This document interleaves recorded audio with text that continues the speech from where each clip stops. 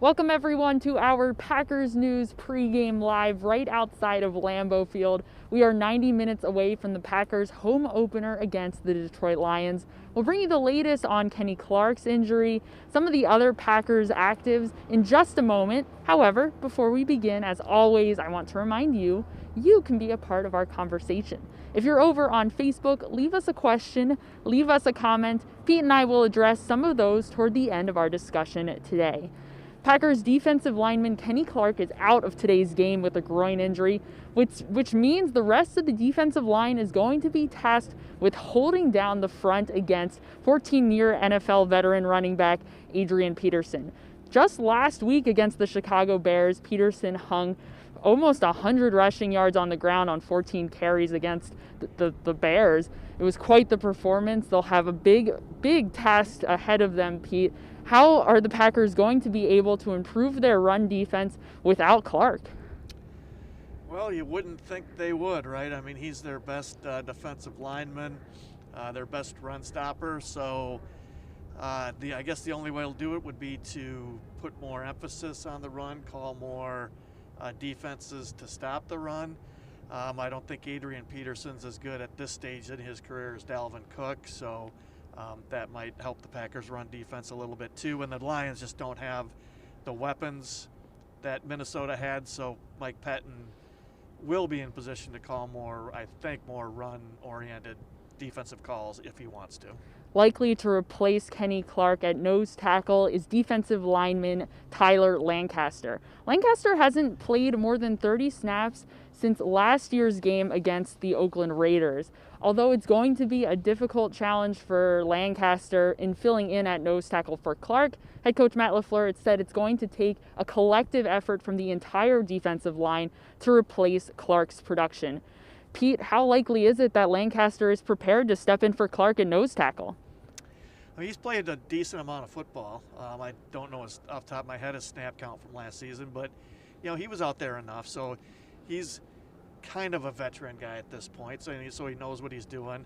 I don't think they need him out there making plays like Kenny Clark would. I think they just need him more to be rock solid in the middle and just gum up the works. Attract double teams, eat up blockers, just not give up ground. I think that would be enough, and then have other guys making the plays. Although the Packers are going to be without defensive lineman Kenny Clark, they will have right tackle Billy Turner. Turner is active this week against the Detroit Lions after being out last week with the right knee injury against the Minnesota Vikings. Last week, it was Elgton Jenkins, the left guard, and Rick Wagner, the backup tackle, who split snaps at that right tackle position. However, now that Turner is healthy, he could potentially resume his right tackle spot at starter. Pete, how likely is it that Turner is the starting right tackle this week? I mean, I guess we don't know. I guess the best guess, I don't know what you think. I would think the best guess is Turner starting at right tackle and Lucas Patrick at guard. Like you said, they could go Wagner and Turner on the right side. But the way things looked, at least when camp ended, they'd prefer to have Turner over Wagner at right tackle. So that would be my best guess, but we'll find out when they line up. And it could have to do with, there's always the chance one of those guys is for instance, Patrick is healthy enough to be active if they really need him, but they'd rather not play him unless they have to. You never know if something like that would factor into their decision as well. Along the entire offensive line, the Packers have been dealing with a number of injuries, including one to guard Lane Taylor, a season-ending knee injury for him against the Minnesota Vikings last week. Both Lucas Patrick and Elgton Jenkins have been dealing with injuries throughout the week. Patrick a shoulder, Jenkins an ankle. However, both of them are active in today's game. Pete, who is likely to start along the offensive line at all five positions? So I guess that means going left to right, Bakhtiari, Jenkins, Lindsley, Patrick, and Turner would be my best guess. What do you think? I think Turner's going to start at right tackle. I think he won that position in training camp. He's likely to start there, in my opinion, because he was the one he's the first on their depth chart. He deserves the chance to start there. Then potentially Lucas Patrick, Lindsley, And then I guess I'll put Jenkins and Bakhtiari. I think those are the starting 5 for the Packers in today's game. Let's take a look at some of the Detroit Lions inactives. They're missing a number of starters due to injury in today's game, including wide receiver Kenny Golladay, cornerback Desmond Trufant, and left guard Joe Dahl, who is now on injured reserve. Pete, how can the Packers exploit those matchups? That's some bad injury news for Detroit.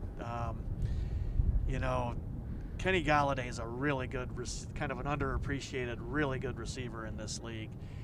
He is by far their best weapon. He is a big guy who can make plays downfield. They're probably their number one right now is Cephas, the guy from Wisconsin. He's just not nearly as good as Golladay. This is this is a big edge for the Packers there. And the banged up secondary with two of their 3 top corners not suiting up. This is kind of reeks of last week against Minnesota with that young secondary, and we all saw how the Packers exploited that with Davante Adams. And if Matt Patricia's from the Bill Belichick school, now all defensive coordinators try to take away what you do best. It's not like that's just some novel thing, but Belichick is always one of the best in the business at doing that. Patricia worked with him, that was his defensive coordinator, and they had a lot of games where Patricia was part of the plan. So maybe they'll find a way to minimize Davante Adams compared to what he did last week. That theoretically opens the door for a lot of other guys, including, for instance, Alan Lazard. He could be a guy up for a big day today if Adams is drawing all that coverage. Let's move over to the Packers inactives for today's game. I will list them off. First, out, quarterback Jordan Love, cornerback Perry Nickerson, linebacker Randy Ramsey, guard Lane Taylor, tight end Josiah DeGuara, and defensive lineman Kenny Clark. No real surprises on that list there. Tight end Josiah DeGuara is one, I suppose, that stands out. There was some possibility that he would play today. He was practicing in a limited capacity earlier this week, and then he missed the last 2 practices of the week due to both a shin and an ankle injury. How are the Packers going to replace him, as he has a big role, not just in the passing game as a receiver, but also as a blocker? He does. He played a lot last week, and they use him a little differently than those other guys because they line him up at fullback a lot. Now sometimes he motions out of there, but he'll also line up at tight end and kind of in the H-back spot. He was all over the place. I think it was 24 snaps, which was 31%, if I remember right, of the offensive snaps. That's a lot for a rookie at that position. Tight ends have so much to learn because they have to learn all the route running stuff that receivers have to learn, and all the run blocking stuff that an offensive lineman has to learn. So it's a really tough position to contribute a lot. So that said a lot that he was playing a third of the snaps already in his first game. There's a lot of ways to work around it, and they do have 3 tight ends still. So, I think all those guys. Last week, I think the tight ends combined for, now I forget the exact count, but I think it was about 120 snaps for all 4 of them combined. So I would still think, that it looks like a huge part of LaFleur's offense. So I would still think we would see 2 or 3 of those tight ends out there together quite a bit.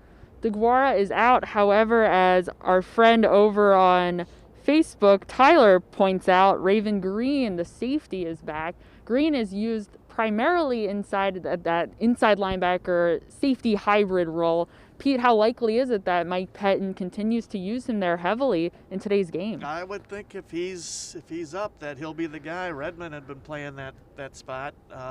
And I would think it would be, so I think it would be him. Certainly good news for the Packers there to have him back in today's game. Let's move on to a question here from Jan and Kevin, both Jan and Kevin.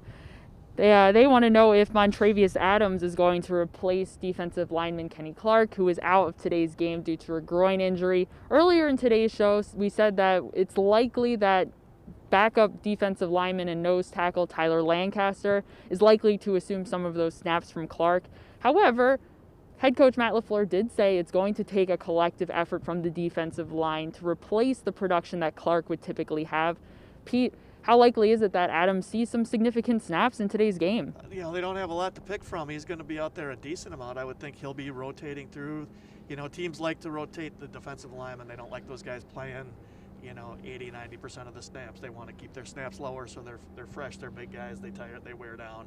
So yeah, I would think Montravius Adams, after missing last week, I would think we'll see a decent dose of him. Adams missed last week with a right toe injury that he's been dealing with throughout training camp. Finally, he is healthy and active for today's game. Let's take another question here over on Facebook. We've got Josh asking, will the run defense be concerning all year? The Packers didn't do a whole lot during the offseason to bolster their defensive line. They signed defensive lineman Trayvon Hester. He was the only free agent. However, he did not make the team. Pete, how can the Packers improve their run defense without adding any personnel? It's all mindset and coaching and emphasis and the calls you make. Gotta admit, it looked the same to me last week as it did last year, and it was really up. That run defense was really up and down last season. It still looked like they're more about shooting gaps and being disruptive than trying to be real gap conscious. So I think it sure looks the same, and it's a long season, and maybe we'll be talking a lot differently in November and December than we are now. But the opener, if you were concerned going into the season about the Packers' run defense, I don't think the opener did much to ease those concerns. No, the Packers gave up 130 yards on the grounds against the Minnesota Vikings. We'll see if they're able to hold it down a little bit better against the Detroit Lions. Now we've got Mike asking more snaps for tight end John Lovett with Packers tight end Josiah DeGuara hurt. John Lovett has now been called up twice from the Packers practice squad to join the team on the active game day roster, and he is active for today's game. The Packers can only bring him up twice from the practice squad without subjecting him to waivers. This is their last time they can do it before they actually would have to sign him to the 53-man roster, which is certainly a possibility with wide receiver Equanimeous St. Brown going on IR yesterday.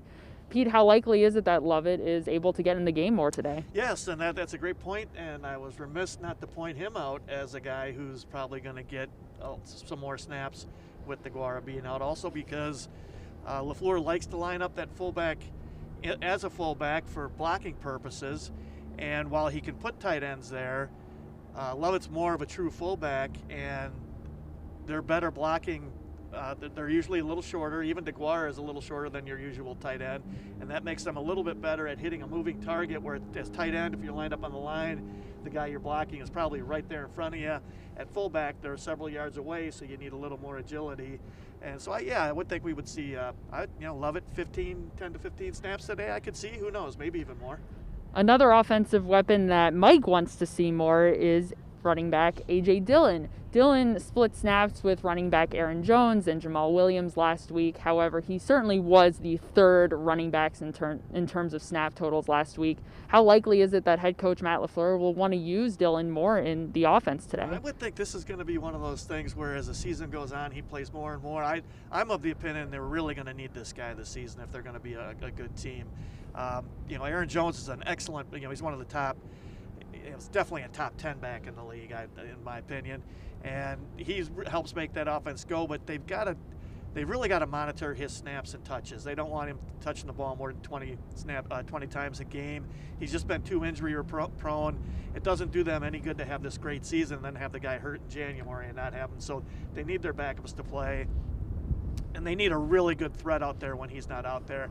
And Dillon is a lot more talented a back, a runner with the ball in his hands than Jamal Williams is, as solid a player as Williams is. So I would think it's going to be one of those things. Dillon didn't have many snaps. He had 2 carries last week. It's not going to just be a straight line going up, but I would think that we'll just see more and more of him as the season goes on. So best guess would be a little more this week than last week. In fact, I think LaFleur in one of his Zoom conferences said something about that he wants to get the guy on the field more. Continuing on this conversation, Steve asks, will the increase in touches for Dillon be dependent on how far ahead the Packers are? Specifically, we'll relate that to today's game. How likely is it that Dillon will see more snaps once the Packers are able to sustain enough of a lead? If they get a lead, I would think they'd want to put him out there just for that purpose. It was interesting, though, last week the game was still tight and close in the first half, and they put him out there. So, that got his feet wet. So I would think after seeing that, LaFleur will be a little more comfortable. Now, I'm sure they have concerns about where Dillon is in the passing game. Maybe less so as catching the ball and running routes as picking up blitzes, because protecting the quarterback and knowing who to block and recognizing blitzes is it's something that a lot of backs don't come into the league knowing real well, and it's really important because you gotta protect your franchise. You gotta protect the quarterback. They've got a big task ahead of them against the Detroit Lions. They need to continue the momentum that they established week 1 against the Vikings on the road, at home against the Lions. That is going to do it for us today, everyone. Thank you so much for joining us. We will be back later after the game. I will be live with Ryan Wood to break down the Packers game against the Lions today. Make sure you're checking out PackersNews.com for all of your Packers coverage before, during, and after the game. Also, make sure you're following us on social media. We'll have lots of commentary and updates for you over